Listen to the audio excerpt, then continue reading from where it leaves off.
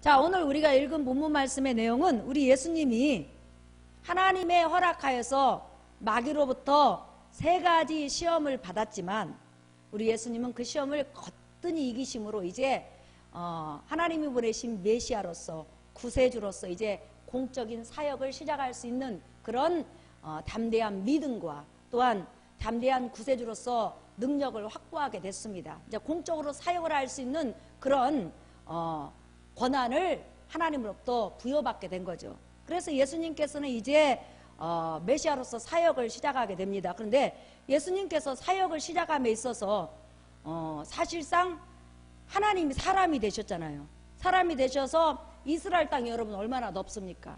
이스라엘이 얼마나 많은 지역이 있어요. 그런데 하나님이 사람이 되셔서 3년 반 동안 공적인 사역을 하시거든요. 그런데 3년 가까이를 이스라엘의 많은 지역 가운데서 이 지역을 중심으로 사역을 하셨다는 거예요. 그게 아주 성경에는 중요해요. 특별히 마태복음, 마가복음, 누가복음, 요한복음 이 지역에서 한 사역이 3분의 2가 기록이 되어 있어요. 그러니까 이 지역에 사는 사람들은 얼마나 큰 하나님의 은혜와 궁유를 받았는지 우리가 알 수가 있죠. 그 지역이 어디냐? 잠깐 지도 좀 보여주세요. 바로 갈릴리 지역입니다. 이스라엘에는 많은 지역이 있죠. 수도 예루살렘 있죠. 예루살렘에는 그 거대한 예루살렘 성전이 있어요. 유월절이나 맥주절이나 초막절 같은 데는 전 세계 유대인들이 200만에서 300만 명이 모이고 평상시 안식일 때는 예루살렘 근처에 있는 모든 하나님의 백성들이 모이는 그 어마어마한 성전이 있어요.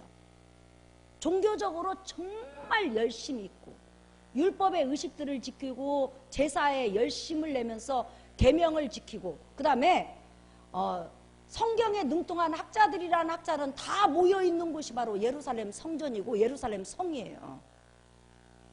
그러면 당연히 하나님의 백성이 가장 많이 모여있고 성경을 많이 연구한 그런 지금으로 말하면 목회자들, 신학자들이 모여있는 예루살렘 성 또한 예루살렘 성전 근처 또한 거룩하다고 자칭하는 사두개인이나 바리새인이나 종교 지도자들이 수를 헤아릴 수 없을 정도로 모여 사는 그런 예루살렘 근처에서 예수님께서는 사역을 시작하셔야 되는데 지금 이스라엘 땅에서 가장 비천한 동네, 가장 이방인들이 많이 사는 동네, 그 다음에 수도 예루살렘에서 살다가 망하고 망해가지고 이사 오는 동네가 바로 갈릴리 지역인데 이 갈릴리 지역에서 예수님께서 사역을 가장 먼저 시작하셨고 가장 먼저 표적을 행하셨고 가장 먼저 천국 복음을 전하셨고 가장 먼저 하나님의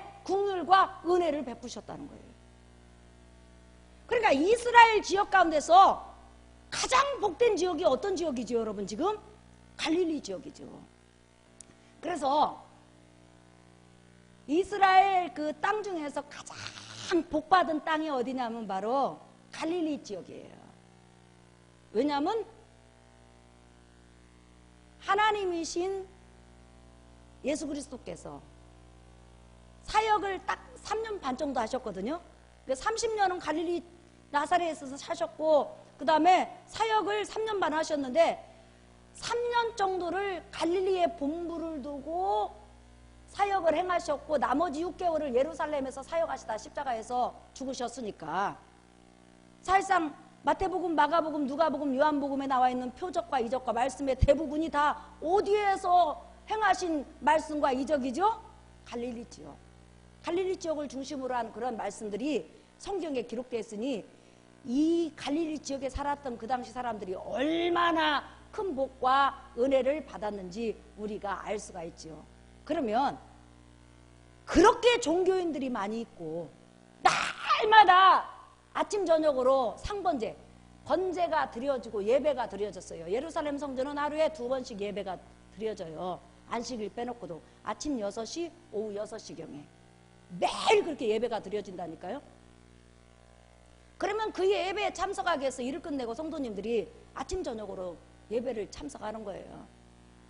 그러니 얼마나 예배가 날마다 살아있어요. 그럼에도 불구하고 우리 주님께서는 예루살렘 성전에서 사역을 시작하지 않고 예루살렘 성에서 사역을 시작하지 않았다는 거예요. 얼마나 사람이 많은데 왜 갈릴리에서 그러면 예수님께서 사역을 시작하셨고, 그 다음에 여러분이 아시다시피 예수님을 따라다녔던 예수님의 12 제자들 중에서 대부분이 어디 지역의 출신이죠? 갈릴리 지역. 납비 학교, 지금 말하면 신학교, 신학대학원을 나오지 않는 평범한 하나님의 백성을 통하여서 예수 그리스도의 수제자로 삼으시고 그들을 통하여서 선지자 겸 제사장 겸 또한 복음을 전하는 사도로 삼으셔서 일꾼으로 쓰셨다는 거예요. 또한 예수님을 전국적으로 따라다니면서 수종 들었던 여인들이나 또한 사람들도 많은 사람이 대부분 어디 출신이었을까요, 여러분? 갈릴리 출신이었다는 거예요. 그래서 우리가 여기서 한번 생각해 보자는 거예요. 갈릴리라는 이 지역에 많은 사람이 등장하고 갈릴리 지역에서 일어났던 표적과 이적과 하나님의 말씀이 사복음서에 가득 차 있는데 왜 우리 하나님께서는 갈릴리 지역에 예수 그리스도를 보내셔서 그곳에서 사역을 하게 하셨을까? 그 이유가 있어요. 따라합시다. 갈릴리 지역은 그 어떤 지역보다도 하나님을 향하여서 마음이 가난한 자가 많았다. 우리가 심령이 가난한 자는 전국이 저희 것이요. 그러죠. 그러니까 마음이 가난하다는 것이 사복음서 성경에서 말하는 의미는 뭐냐? 바로 마음이 가난하다, 심령이 가난하다는 것은 하나님께서 이스라엘 백성에게, 유대 백성에게 무엇을 약속하셨죠? 구세주를 보내주신다고 약속하셨어요. 구세주를 통하여서 하나님의 은혜와 하나님의 긍휼과 하나님의 축복을 듬뿍 보내주신다고 약속하셨어요. 그런데 수많은 사람들이 신앙생활 하면서 자기 나름대로 선을 행하면 선에 만족하고 의를 행하면 의를 만족하고 율법을 지키면 율법의 모든 것을 지킴으로 만족했지, 진짜 율법 속에 나타난, 제사 속에 나타난, 의식법들 속에 나타난 이 예수 그리스도를 기다리며 사모하는 사람이 적었다는 거예요. 그러니까 예배를 나와도 그냥 나왔지, 예배 속에서 흘러나오는 예수 그리스도에 대한 말씀, 예수 그리스도를 통해서 부어주는 은혜, 예수 그리스도를 통해서 부어주는 긍휼, 예수 그리스도를 통해서 말씀하시는 하나님의 음성을 사모하지 않았다는 거예요. 예루살렘에 그 많은 제사가 있었지만 그 제사를 드리는 사람들 중에서는 그 제사의 중심, 계명의 중심, 의식법들의 중심이 누구냐면 예수였다는 거죠. 그런데 그 예수 그리스도를 통하여서 부어주시는 하나님의 긍휼과 은혜를 사모하는 사람들이 예루살렘에는 적었던 거예요. 그 반면에 갈릴리 지역은 비록 못 살고 가난하고 세상 학문적으로는 딸리는 사람이 많았지만은 하나님께서 약속하신 예수 그리스도를 통하여서 부어주실 하나님의 은혜와 하나님의 긍휼과 하나님의 축복을 사모하는 사람이 다른 지역보다 월등히 많은 거예요.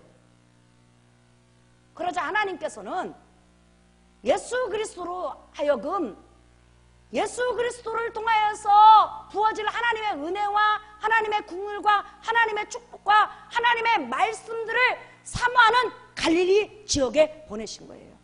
여기서 중요한 것은 하나님은 사모하는 자에게 은혜 주시는 걸 여러분 믿으시기를 예수의 이름으로 축원합니다. 성경은 하나님에 대해서 하나님의 백성이 얼마만큼 사모하느냐에 따라서 기적과 능력이 일어난다는 거예요. 제가 누구라고는 이야기를 안 하는데요, 주의 종들은 여러분 일반 성도들하고 다른 점이 하나 있어요. 뭐가 다르냐?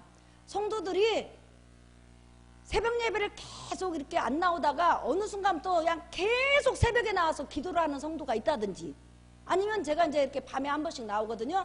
그렇지 않으면 한번 CCTV를 봐요. 누가 저녁에 와서 기도하는가. 왜 이제 주의 종들은 기도 급한 성도가 있는가 이렇게 봐요. 그러면 기도 생활을 안다가 계속 기도 생활을 하는 성도들이 있어요. 그런데 한 몇 년 동안, 그전에는 새벽 예배 때 그렇게 보이지 않던 성도 하나가 있는데, 젊은 성도인데 누구라고는 말 안 해요. 여러분 눈치채니까. 그런데 계속 새벽 예배를 나온 거예요, 어린 성도가. 그래서 그냥 하나님 앞에 기도 제목이 있나 보다, 이렇게 여러 가지 어려운 환경을 이기려고 저렇게 기도를 하나 보다. 예. 직장을 다니면서 새벽 예배 나온다는 게 보통 일이 아니에요, 여러분. 그런데 이제 날마다 새벽 예배에 우리 성도님들이 나와가지고 이제 그 성도님 한 분이 기도를 하는데, 하루는 새벽에 설교를 하는데요, 그분이 무슨 기도를 하는지 제가 보여지는 거예요. 그 설교를 하는데 그 사람이 기도를 하는 것이 아니라 내 설교를 듣고 있는데 딱 보여주는 거예요. 그래서 제가 그럼 내가 문제를 해결해야 되겠다. 그래서 이제 그 다음부터 그 사람을 놓고 기도를 하기 시작했어요. 하나님, 그 문제를 해결해 주세요. 그 문제를 축복해 주세요. 왜냐하면 보여졌으니까. 예. 그러고 나서는 이제 나도 기도할 테니까 기도하십시오. 그랬더니 하나님께서 기도를 해결하셨어요. 할렐루야. 예. 그러니까 얼마나 사모하면 그렇게 하나님 앞에 나오겠어요. 하나님은 하나님의 역사와 은혜와 하나님 쓰시는 사람을 보면 언제나 하나님의 은혜와 궁유를 사모한다는 거예요. 그게 갈릴리 지역이 다른 지역이고 다른 것이 뭐냐면, 그렇게 하나님의 약속한 메시아를 기다렸다는 거예요. 하나님은 메시아를 통해서 하나님의 궁율과 하나님의 은혜와 하나님의 축복을 주신다고 약속했거든요. 근데 그 약속을 날마다 기다린 것을 뭐라고 하냐면 심령이 가난한 자, 마음이 가난한 자라고 성경은 표현했어요. 그래서 예수님께서 심령이 가난한 자는 천국이 저희 것이요, 이게 무슨 말이에요? 마음으로 예수 그리스도가 오시기만을 기다리고 예수 그리스도를 통해서 부어주실 은혜와 궁율과 사랑을 기다린 자는 예수 그리스도께서 가지고 온 천국의 모든 축복들을 누리게 될 것이다, 이 말이에요. 그래서 시편에도 바로 이런 말씀이 나와 있어요. 자, 여러분 한번 볼까요? 시편 107편 9절. 자, 읽어볼까요? 시작. 그가 사모하는 영혼에게 만족을 주시며 줄인 영혼에게 좋은 것으로 채워주심이로다. 그러니까 하나님 앞에 우리가 나올 때, 하나님 말씀을 통해서 은혜 받을 줄 믿습니다. 오늘 강단을 통해서 이제 하나님의 은혜와 궁율과 축복이 흘러나올 텐데, 그 축복이 내가 주인공이 되기를 원합니다. 예수님께서 표적과 이적과 은혜를 베풀었을 때 가장 먼저 은혜 받는 사람이 누구냐면 바로 사모하는 영혼들이에요. 하나님은 늘 사모하는 영혼에게 먼저 다가가시고 그 사모하는 영혼들을 축복하시고 또한 사모하는 영혼을 치료하시는 걸 여러분 믿으시기를 예수의 이름으로 축원합니다. 그렇기 때문에 너의 마음이 주님께 열리었느냐, 너의 마음이 주님께 열렸느냐. 그래서 우리 성도님들 중에서 말씀을 통해서 은혜 받고 예배를 사모해서 나오는 성도님들이 참 복 있는 성도예요. 왜냐하면 그런 사람은 하나님께서 좋은 것으로, 좋은 말씀으로, 좋은 은혜로 넘치도록 채워주시고, 또한 말씀으로 채워지다 보면 삶도 채워지는 걸 여러분 믿으시기를 예수의 이름으로 축원합니다. 우리 복음성가 92장 한 장 불러볼까요? 예. 2절.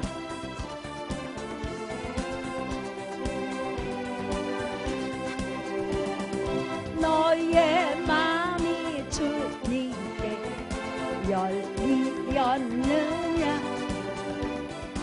믿음으로 주 말씀을 받을 수 있나.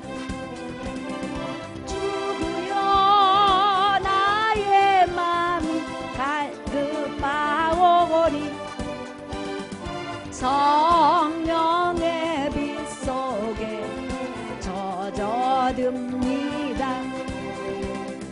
모든 것을 믿음으로 간구하는가. 말씀을 의지하여 응답받으라. 주님께 모든 영광 전부 드리고 겸손의 자리에 낮아 있으라.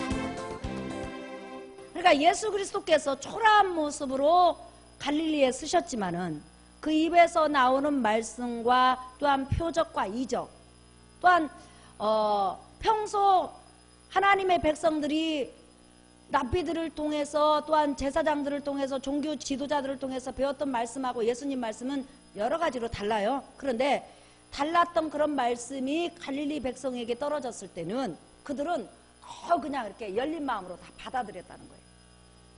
그러니까 막 내뿜지 않고, 왜 우리가 설교를 하다 보면 가끔씩 성도님들 중에서 말씀에 대해서 막 배타적으로 팍팍 들이치는 성도들이 있어요. 그리고 또 부흥회 같은 데 가보면 말씀을 비판하기 위해서 앉아있는 성도들이 많이 있어요. 가끔씩. 그런데 지금 우리 교회 성도님들은 대부분 다 사모에서 나온 것처럼 갈릴리 지역은 물론 말씀을 꼬투리 잡아서 또한 예수님과 싸우려고 말씀을 듣는 사람도 있었지만은 그 사람들 중에서 많은 사람들 중에서는 또 그 말씀이 들어가면 그대로 수용하고 그 말씀을 믿음으로 받고 그 말씀을 은혜로 받는 성도들이 많았기 때문에 예수님께서는 예루살렘을 버려두고 갈릴리 지역에서 사역하신 걸 우리가 알 수가 있죠. 그러면 예수님께서 갈릴리에서 주로 어떤 사역을 하셨느냐? 자, 여러분 한번 본문을 보실까요?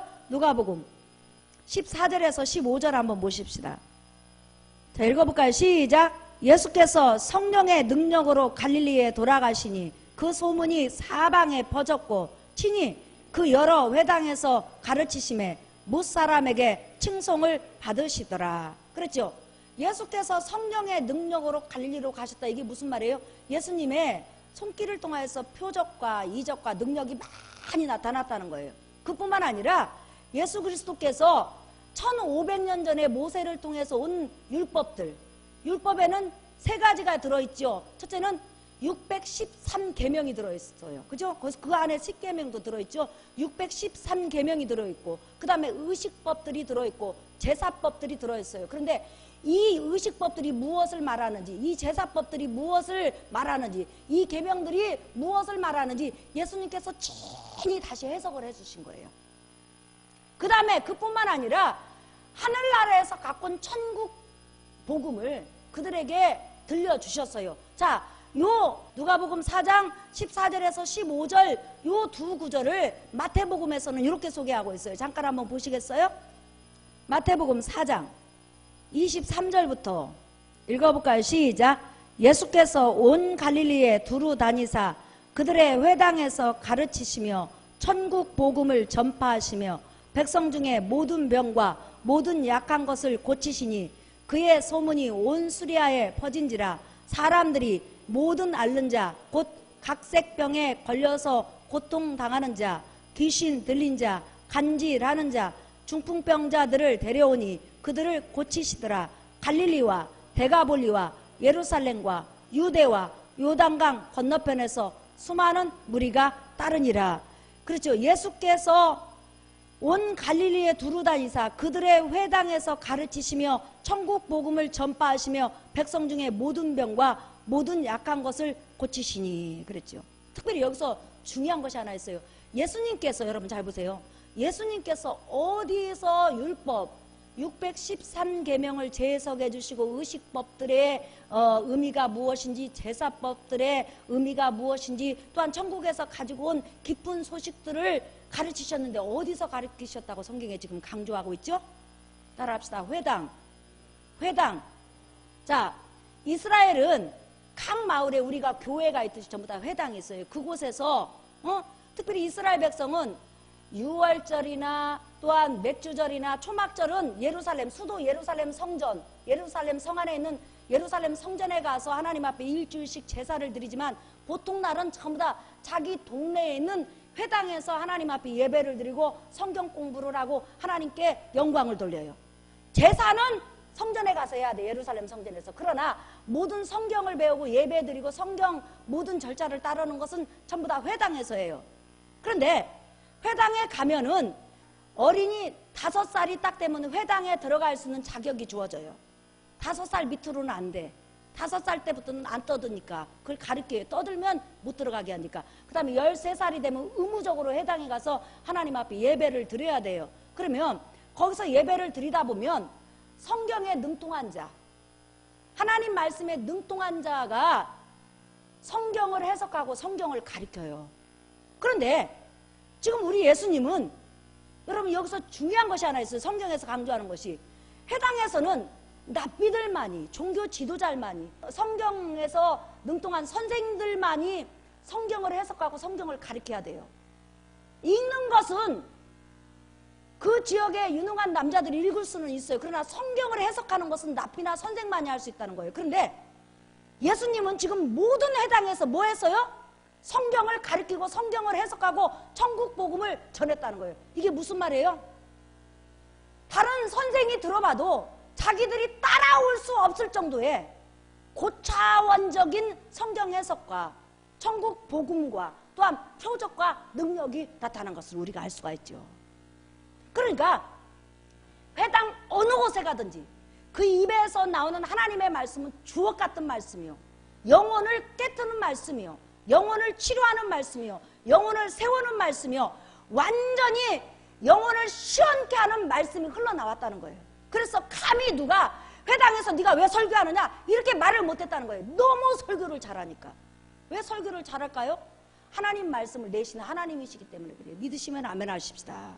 그래서 예수께서 회당에서 가르치시며 회당에서 가르치시며 회당에서 가르치시며 이것을 지금 강조를 하는 거예요. 특별히 이런 하나님이 회당에서 설교하는 설교를 들었으니 얼마나 갈릴리 사람들이 복된 성도냐는 거예요. 그리고 예수님을 따라다녔던 제자들은 전부 다 직접 하나님으로부터 설교 들은 사람 아니에요. 예수님이 하나님이라고 믿으시면 아멘 하십시다. 그런데 특별히 하나님이신 예수님이 이 땅에 오셔서 가장 먼저 행하신 표적이 뭘까요, 여러분? 무슨 표적을 행했어요? 그렇죠. 자, 잠깐 지도를 보여주세요. 갈릴리 가나에서 뭘 만들었죠? 네. 자, 예수님께서 유대 광야에서 마귀의 시험을 이기신 다음에 구세주로 이제 당당히 갈릴리에 오셨어요. 그리고 갈릴리 지역에 딱 들어가서 제일 먼저 이 땅에 오셔서 하나님이 가장 먼저 하나님의 아들로서 구세주로서 행하신 표적이 뭐냐면 바로 갈릴리 가나의 혼인잔치가 있었는데 예수 그리스도 육적 어머니와 예수님의 제자들이 같이 따라갔어요. 따라갔는데 예수님의 제자들도 예수님이 아직까지 메시아인 것은 같은데 확신하지는 못해요. 그 다음에 또한 하나님이라고 믿지를 못해요. 아직까지는 어떤 큰 표적을 보인 적이 없기 때문에 표적이 이제 이 갈릴리 표적이 처음이니까. 그래서 예수님은 예수님의 제자들을 위해서 지금 이 표적을 행하시는 거예요. 갑자기 잔치 도중에 포도로 만든 포도주가 떨어진 거예요. 그때 예수님께서는 포도주는 포도로 만든 거잖아요. 포도를 발효시켜서 만든 게 포도주잖아요. 그런데 얼마든지 포도를 갖다가 포도주를 발효시키는 능력이 있어요. 그 다음에 보세요, 여러분. 우리가 성경에 보면 보리떡 5개와 물고기 2마리로 수만 명을 먹였어요. 그러면 포도주가 떨어지기 전에 포도주가 조금이라도 있을 거 아니에요. 그 포도주를 가지고 얼마든지 포도주를 만들어 가지고 줄 수 있었을까요? 없었을까요? 있었죠. 그런데 우리 예수님은 포도주가 떨어지기까지 내버려 뒀어요. 포도주가 한 방울도 없어. 이제 포도주가 떨어져 가지고 이제 잔치를 못하게 됐네. 그러니까 포도로 만든 포도주가 딱 떨어지니까 예수님께서는 물을 길어다가 항아리에다 채우라고 하시면서 그 항아리 물을 가지고 어떻게 했어요? 맹물을 가지고 포도주를 만들어 가지고 잔치가 물을 익을 때 그 포도주를 줬더니 먹었던 사람들이 뭐라고 하냐면 포도로 만든 포도주보다 맹물로 만든 포도주가 맛이 훨씬 좋다고 칭찬을 했어요. 그게 예수님께서 이 땅에서 행하신 가장 먼저 행하신 표적이에요. 그 표적을 본 예수님의 제자들이 예수님을 하나님의 아들로 믿었다, 이렇게 성경은 기록하고 있어요. 그러면 예수님께서 수만 수십만 가지 많은 표적을 행했는데 왜 가장 먼저 포도를 가지고 포도주를 만들지 않고 맹물을 가지고 포도주를 만들었을까? 이 포도주는 성경에서 뭘 말해요?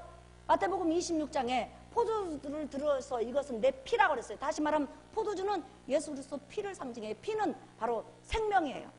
다시 말하면 예수님께서 그 혼인잔치에 온 사람에게 맹물로 포도주를 준 것처럼 이제 3년 반 동안 그리고 3년 반이 끝난 다음에 예수께서 온 인류에게 주실 것이 뭐냐면 바로 포도주, 다시 말하면 예수 그리스도 생명, 예수 그리스도 피를 주신다는 것을 미리 보여주신 거예요. 그래서 우리 예수께서는 요한복음에도 이런 말씀을 하셨어요. 자, 여러분 보세요. 요한복음 6장 53절부터 한번 보십시다. 자, 읽어볼까요? 시작. 예수께서 이르시되 내가 진실로 진실로 너희에게 이르노니 인자의 살을 먹지 아니하고 인자의 피를 마시지 아니하면 너희 속에 생명이 없느니라.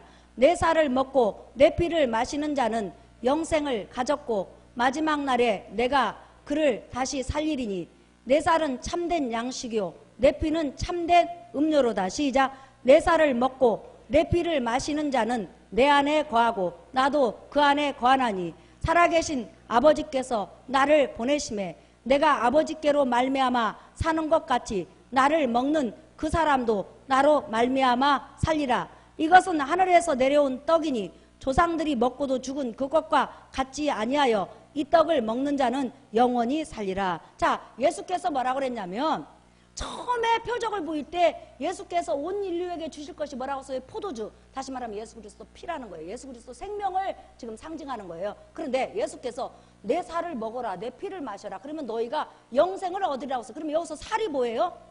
예수께서 이 땅에 사람으로 태어나서 33년간 율법 속에서 산 모든 의로운 삶을 말하는 거예요. 그 다음에 피는 뭐예요? 예수께서 우리 인간의 죄 문제를 위해서 십자가에서 죽으시는 죽음을 말하는 거예요. 그러니까 예수 그리스도의 모든 전체적인 모든 삶을 나를 위한 삶이요. 그러니까 예수 그리스도께서 율법 아래서 33년간 율법을 다 지켰잖아요. 그분은 죄가 없기 때문에 지킬 필요가 없어요. 근데 왜 33년간 지켰지요? 나에게 의를 전가하게 해서 지켜주신 걸 믿으시기 바랍니다. 내 대신 율법을 지켜주셨어요. 그 다음에 왜 십자가에 죽으셨어요? 그분은 죄가 없어서 죽을 필요가 없어요. 그러나 내가 율법을 범함으로 지은 죄가 하늘처럼 쌓여있어요. 그 죄 때문에 내 죄값으로 죽은 걸 여러분 믿으시기 바랍니다. 예. 그래서 예수께서 내가 너를 위해서 율법을 33년간 지켰다. 그걸 너의 의로 삼아라. 그 다음에 내가 네 죄값으로 십자가에서 죽는다.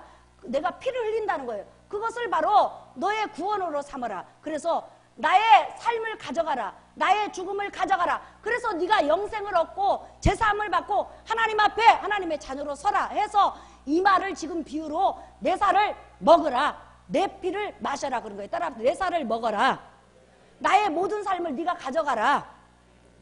나의 죽음을 너의 죽음으로 받아들여라. 이것을 바로 예수께서는 가장 먼저 물로 포도주를 주심으로 예수 그리스도께서 자기의 모든 생명을 우리에게 부어주시러 오셨다는 것을 가장 먼저 표적으로 보이신 다음에 3년간 계속 표적을 행하셨죠. 그 다음에 예수님께서 많은 병든 자들을 고치셨어요. 근데 그 병든 자를 고치시는 것을 통하여서 예수님께서 뭘 보여주셨을까요, 여러분? 육신의 병이 들면 육신이 죽어요. 그러나 영혼에 죄가 있으면 영혼이 죽어요. 그래서 영혼의 죄까지도 치료하신 것을 친히 예수께서는 육신의 질병을 고치심으로 그것을 보여주셨다는 거예요. 그런데 이런 이 어마어마한 표적들을 가장 먼저 보고 가장 먼저 체험하고 가장 먼저 은혜를 받은 백성이 누구라고요? 갈릴리 백성이었다는 거예요. 그러면 갈릴리 백성이 아까 말한 것처럼 다른 건 다 다른 지역 사람들하고 먹고 마시고 있는 거 그거 비슷해요. 그런데 다른 것이 하나 있는데 하나님을 향해서 뭘 가졌다고요? 가난한 마음. 늘 예수 그리스도를 통해서 하나님께서 긍휼과 은혜와 축복을 부어주신다는 그 약속을 굳게 잡고 그 약속을 기다렸다는 거예요. 그러니까 오늘 또 우리가요 예배 나올 때 하나님 저 예배를 통해서 큰 은혜 주십시오. 큰 은혜를 있게 해주십시오. 예배를 통해서 치료를 받게 해주십시오. 예배를 통해서 내가 기적을 체험하기를 원합니다. 하나님 저는 이 예배 속에서 하나님 만나기를 사모합니다. 이런 사모함을 가지고 있으면 그 사모함 속에 하나님의 역사가 불같이 일어난다는 거예요. 우리 이 찬양 인도자들이 이렇게 찬양 인도를 할 때 보면요 그 찬양을 인도하기 위해서 성령의 능력을 부어주셔서 성령의 기름을 부어주셔서 하나님의 은혜를 사모합니다 하고 찬양 인도를 하면요 더 은혜가 충만해지고 더 역사가 일어나요. 그런데 하나님께서 그냥 함께 해주실 줄 믿습니다 하고 그냥 그냥 무턱대고 섰다가는요 찬양을 인도하면서도요 본인 스스로가 너무 힘든 것을 느낄 때가 있어요. 그러니까 이렇게 내가 하나님 앞에 어느 정도의 은혜를 사모하느냐에 따라서 그 놀라운 은혜가 내 속에 스며드는 것은 천차만별이라는 거예요. 여러분에게 평생 하나님의 은혜와 하나님의 축복과 예배를 사모하는 은혜가 넘치기를 예수의 이름으로 축원합니다. 그러니까 하나님은 사모하는 자의 그런 마음을 절대로 멸시치 않는다는 거예요. 여러분 사마리아 여인을 보면 사마리아 여인이 장차 오실 메시아를 그렇게 사모한다고 세상 사람 누가 생각을 했겠어요? 유대인들은 사마리아 사람들을 짐승 취급하고 하나님께서 아무리 궁일이 많으시고 사랑이 많으시다 할지라도 하나님을 버리고 떠난 그 다음에 혼혈족이 된 사마리아 사람이 누구예요 여러분? 원래는 이스라엘 사람이었는데 이방 사람하고 결혼해갖고 피가 더러워졌단 말이에요. 그렇잖아요. 그런데 피가 더러워진 그 사마리아 사람들 중에서 사마리아 여인이 그렇게 메시아를 기다리고 있다고 누가 생각을 했겠어요? 그런데 아무도 몰랐는데 예수님께서 어느 날 예수님의 제자를 데리고 그 이스라엘의 많은 지역을 놔두고 사마리아 성으로 가요. 그 사마리아 여인이 대낮에 물을 길러러 와요. 그때 예수님께서 나한테 물을 좀 달라. 예. 그러면서 예수님께서 말을 걸어요. 그러면서 네가 내가 누구인 줄 알았더라면 네가 나한테 생수를 달라고 할 것이다. 그러니까 이 여인이 아니 지금 당신은 나한테 생수를 준다고 하는데 당신이 누구십니까? 이렇게 물어봐요. 그러면서 당신은 우리 조상 야곱보다 크신 분이십니까? 당신은 어떤 분이신데 나한테 생수를 준다고 하십니까? 이렇게 했을 때 예수님께서 내가 누구인 줄 알았더라면 너는 나한테 생수를 달라고 했을 것이다. 그때 그 여인이 뭐라고 하냐면 라비오 당신은 선지자입니다. 그럼 내가 한 가지 물어보겠습니다.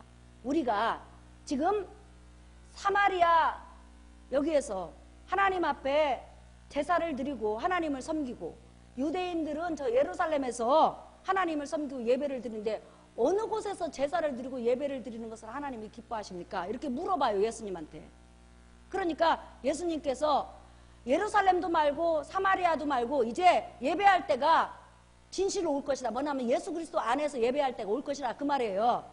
그때 이 여인이 참으로 당신은 선지자입니다. 그러면서 그 여인이 뭐라고 하냐면 메시아가 오시면 내가 궁금했던 이 모든 것을 전부 다 나는 해결해 줄 걸로 믿고 메시아를 기다립니다. 그런 말을 해요. 그때 예수님께서 유대인들에게도 하지 않았던 말을 해요. 네가 기다려온 메시아다 그랬어요. 그렇게 유대인들이 비천하게 여겼던 사마리아 여인이 예수 그리스도 하나님이 계시한 메시아를 기다리고 있다고 누가 생각했냐는 거예요. 그 사마리아 여인에게 네가 기다려온 메시아가 나다. 그러면서 그 사마리아 여인을 통하여서 얼마나 그 사마리아 사람들에게 하나님의 말씀과 이적과 표적을 보여주니까 사마리아 사람들이 뭐라고 그래요? 우리가 기다려온 메시아다.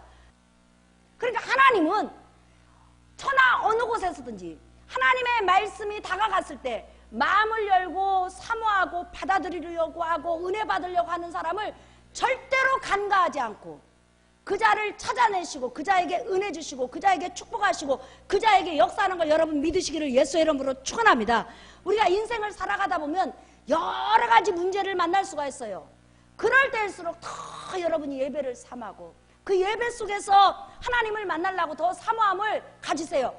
그러면 하나님의 역사가 일어나요. 사랑하는 성도 여러분, 오늘 설교 결론이에요. 그렇게 많은 종교인들이 있어도 주님께서 스쳐가는 곳이 있는가 하면 하나님의 말씀은 부족해도 여전히 하나님의 말씀이 들어갔을 때 그 마음을 열고 그 말씀을 받아들이고 그 말씀으로 행복해하고 그 말씀으로 치료함 받고 그 말씀으로 세워짐을 받으려고 마음을 활짝 연 자를 우리 주님은 절대로 놓치지 않고 그에게 먼저 은혜 주시고 그에게 먼저 치료함을 주시고 그에게 먼저 천국 복음을 주시고 그에게 먼저 하나님의 그 귀한 말씀을 폭포수처럼 부어주셨다는 거예요. 우리 예수 그리스도는 은혜와 진리를 풍성히 갖고 있는 하나님이세요. 지금도 그 예수 그리스도는 살아있어요. 그렇기 때문에 여러분들이 이 밤에도 이렇게 갈릴리 사람들처럼 더 하나님의 말씀과 하나님의 은혜와 하나님의 궁의를 사모함으로 하나님의 능력과 은혜를 체험하는 여러분 되시기를 예수의 이름으로 축원합니다. 여러분은 이 말씀을 통해서 하나님의 어떤 궁의를 그렇게 사모하십니까?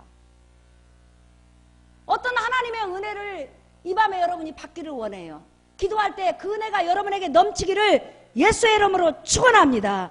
우리 복음성가 찬양 한 장 부른 다음에 기도하는 시간 갖겠습니다. 예, 복음성가 237장 2절부터 부르겠습니다.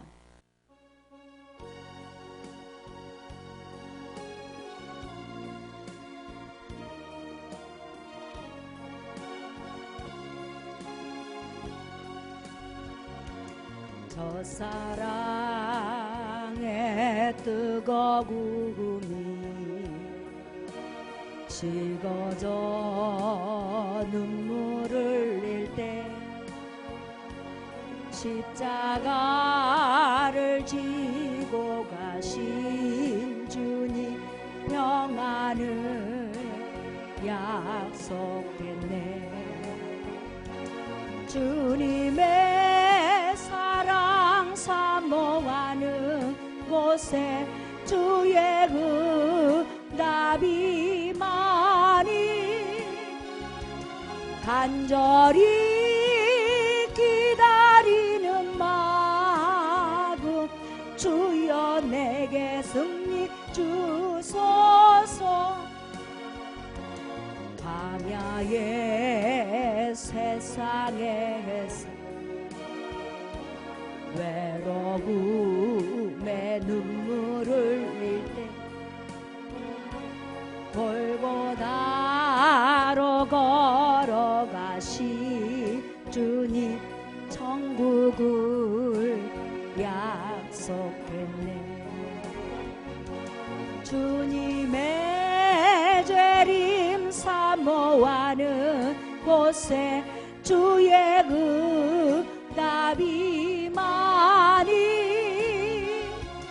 간절히 기다리는 마음 주여 어서 오시오. 주님의 은혜 사모하는 불 꺼졌어요.